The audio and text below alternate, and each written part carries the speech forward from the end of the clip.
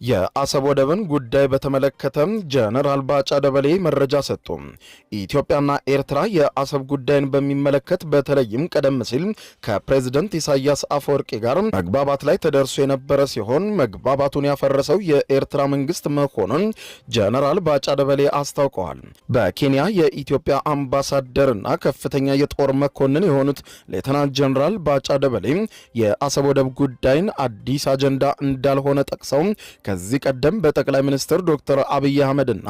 በኤርትራው ፕሬዝዳንት ኢሳያስ አፈወርቂ መካከል መግባባት ላይ የተደረሰበት ጉዳይ እንደነበር እርሳቸውም ይህንን እንደሚያውቁ የሚጠቁም መረጃ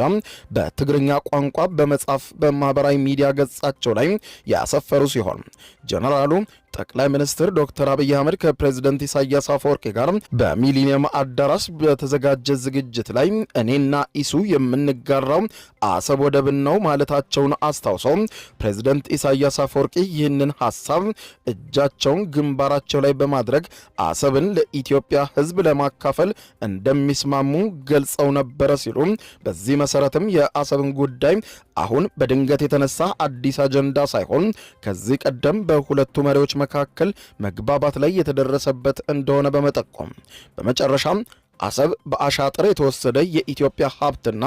ቅርስ ነው ሲሉ መልእክታቸውን አስተላልፈዋል። ሌተናንት ጀነራል ባጫ ደበሌ ከ7 ዓመታት በፊት በኢትዮጵያና ኤርትራ መካከል ታሪካዊ የሰላም ስምምነት ሲፈረም በሁለቱ ሀገራት መካከል ከፍተኛ የሆነ